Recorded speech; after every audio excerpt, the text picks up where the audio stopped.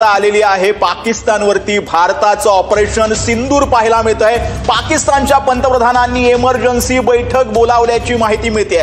पाकिस्तानच्या पंतप्रधानांकडून युद्धाची धमकी जी आहे ती देण्यात आलेली आहे। पाकिस्तानच्या या पोकळ धमक्या पाहायला मिळतात। पाकिस्तानच्या पंजाब प्रांतात इमर्जन्सी जी आहे ती सध्या लावण्यात आलेली आहे। सर्वात महत्त्वाची बातमी जी आहे ती आपण आता सध्या पाहतो आहोत। पाकिस्तानच्या पंतप्रधानांकडून युद्धाची धमकी देण्यात येते। भारताला ही पोकळ धमकी म्हणावी लागेल। पाकिस्तानच्या पंजाब प्रांतात सध्या आपत्काल जो आहे तो लावण्यात आलेला आहे। पाकिस्तानच्या पंतप्रधानांनी सध्या आपत्कालीन बैठक बोलावली आहे। भारताच्या ऑपरेशन सिंदूर नंतर ही मोठी बैठक जी आहे ती पाकिस्तानामध्ये पंतप्रधानांकडून बोलावण्यात आलेली आहे। पाकिस्तानच्या भारतानं एअर स्ट्राईक करत जवळपास 9 ठिकाणं जी आहेत ती दहशतवाद्यांची लक्ष्य केलेली आहेत पीओके मध्ये। आणि हा संपूर्ण मध्ये पहलगाम हल्ल्याचा जिथं कट शिजलेला होता, जिथं संपूर्ण हा कट आखण्यात आलेला होता, त्या 9 ठिकाणांना भारतीय सैन्यानं लक्ष केलेलं आहे। पाकिस्तानवरती एअर स्ट्राईक करत हा संपूर्ण जो हल्ला जो आहे तो करण्यात आलेला आहे। परंतु भारतानं या संपूर्ण माध्यमातून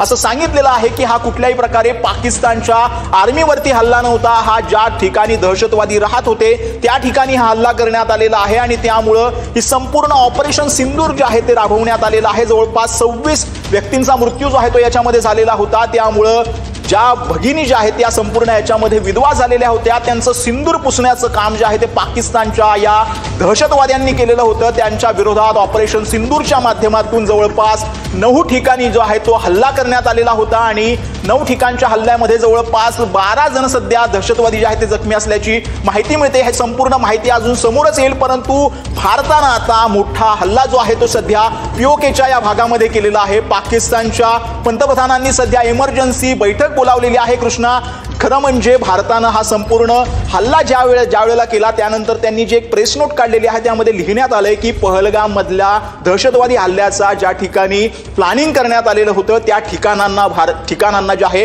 ते भारतानं लक्ष केलेलं आहे। कुठेतरी भारतानं हा संपूर्ण बदला जो आहे तो या पहलगाम हल्ल्याचा घेतल्याचं पाहायला मिळतंय। आणि आता त्यानंतर पाकिस्तानामध्ये देखील आपत्कालीन परिस्थिती जी आहे ती लावण्यात आलेली आहे। आणि पाकिस्तानच्या पंतप्रधानांनी आपत्कालीन बैठक बोलावलेली आहे। कुठेतरी पोकळ धमक्या देण्याचा पाकिस्तानचा प्रयत्न असू शकतो। कृष्णा, नक्कीच सचिन, कारण ज्या पद्धतीनं हा 1.5 वाजता हल्ला झाला आणि भारतानं पाकिस्तानच्या दहशतवादी अड्ड्यांना उद्ध्वस्त केलं, त्यानंतर पाकिस्तानमध्ये हालचाली वाढलेल्या आहेत।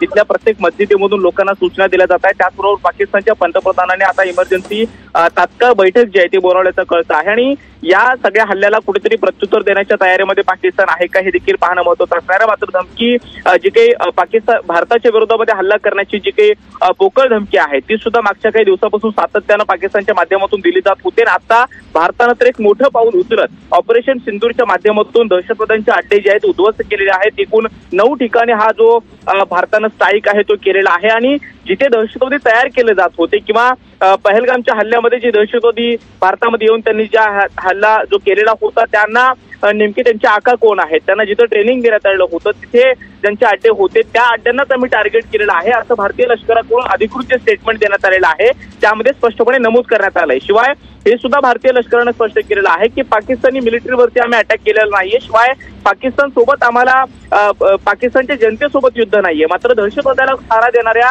या अड्ड्यांना आम्ही उद्ध्वस्त केलेला आहे। दहशतवादाला कुठेही थारा देणार नाही अशी देखील भूमिका जी आहे ती भारतानं स्पष्ट केलेली आहे। आणि आता या भारताच्या प्रत्युत्तरानंतर किंवा भारताच्या या एअर स्ट्राईक नंतर पाकिस्तानामध्ये हालचाली वाढलेल्या आहेत। लोकांना सुरक्षित स्थळी स्थलांतरित केलं जात आहे। त्याचबरोबर एक महत्त्वाची आणि तातडीची बैठक पाकिस्तानच्या पंतप्रधानांनी बोलावल्याचं कळतं आहे।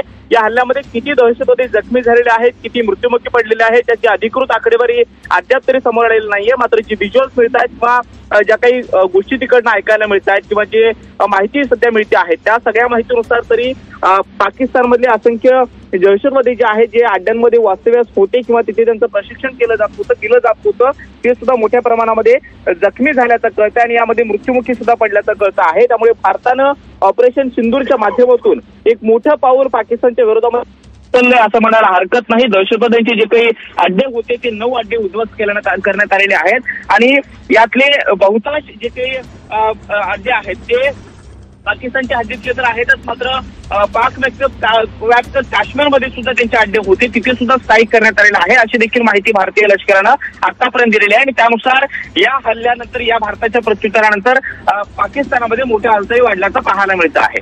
सचिन, कृष्णा, भारतानं ही हल्ला जो आहे तो केलेला आहे, या संपूर्ण ह्याची प्लॅनिंग जी आहे ती करण्यात आलेली होती.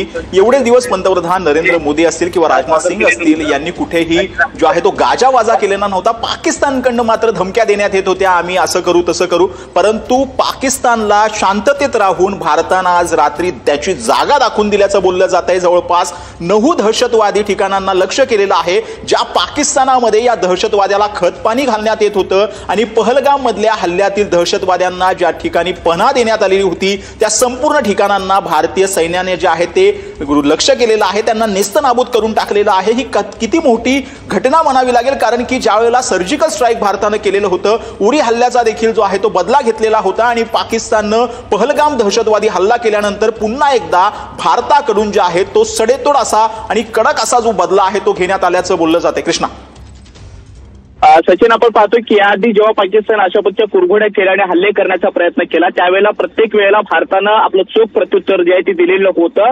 मात्र पर्यटकांवरती गोळी झाडण्याचा हा जो प्रकार आहे तो मोठ्या प्रमाणामध्ये अशा पद्धतीनं पहिल्यांदा झालेला होता. आणि त्यामुळे या हल्ल्याचं प्रत्युत्तर आपण द्यायला हवं, पाकिस्तानला उत्तर द्यायला हवं अशी एक जनमानसामध्ये भावना होती, भारतीय नागरिकांमध्ये होती. आणि त्यानुसार मागच्या काही दिवसापासून दिल्लीमध्ये एक मोठ्या घडामोडी होत होत्या, मोठ्या बैठका पार पडत होत्या, जे आपल्या देशाचे तीनही दलप्रमुख आहेत, लष्कराचे प्रमुख आहेत, त्यांच्यासोबत सातत्यानं बैठका होत होत्या. आणि त्यांच्याशी बैठका झाल्यानंतर कुठेही आम्ही प्रत्युत्तर देणार आहोत अशी भूमिका भारतानं स्पष्टपणे जारी केली नव्हती. मात्र उद्या देशभरामध्ये सुरक्षेच्या दृष्टिकोनातून, नागरिकांच्या सुरक्षेच्या दृष्टिकोनातून मॉकड्रिलची तयारी होत असताना आज मध्यरात्री 1:30 वाजता पाकिस्तानच्या हद्दीमध्ये असणारे दहशतवाद्यांचे जे 9 अड्डे आहेत ते पूर्णपणे उद्ध्वस्त करण्यात आलेले आहेत. पाकव्याप्त काश्मीरमध्ये सुद्धा जे दहशतवादींचे अड्डे होते ते सुद्धा उद्ध्वस्त करण्यात आलेले आहेत.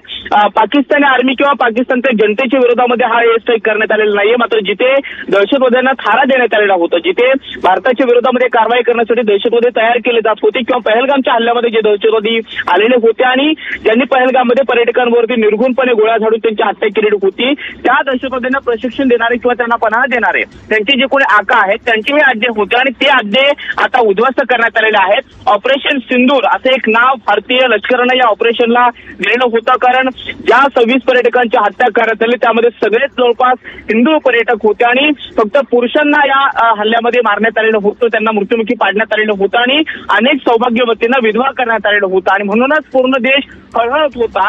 आणि याच हल्ल्याचा बदला म्हणून ऑपरेशन सिंदूरच्या माध्यमातून भारतानं पाकिस्तानच्या हद्दीत असलेले 9 दहशतवादी अड्डे.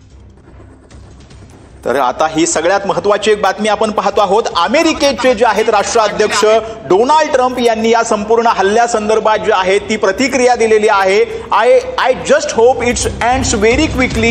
हे संपूर्ण जे काही आता युद्ध सुरू झालेलं आहे ते लवकरात लवकर थांबेल अशी मी अपेक्षा करतो, अशी एका वाक्यामध्ये प्रतिक्रिया जी आहे ती अमेरिकेचे राष्ट्राध्यक्ष असलेल्या डोनाल्ड ट्रम्प यांनी दिलेली आहे. कृष्णा, यावेळेला लाहोर सियालकोट विमानतळ जे आहे ते बंद करण्यात आले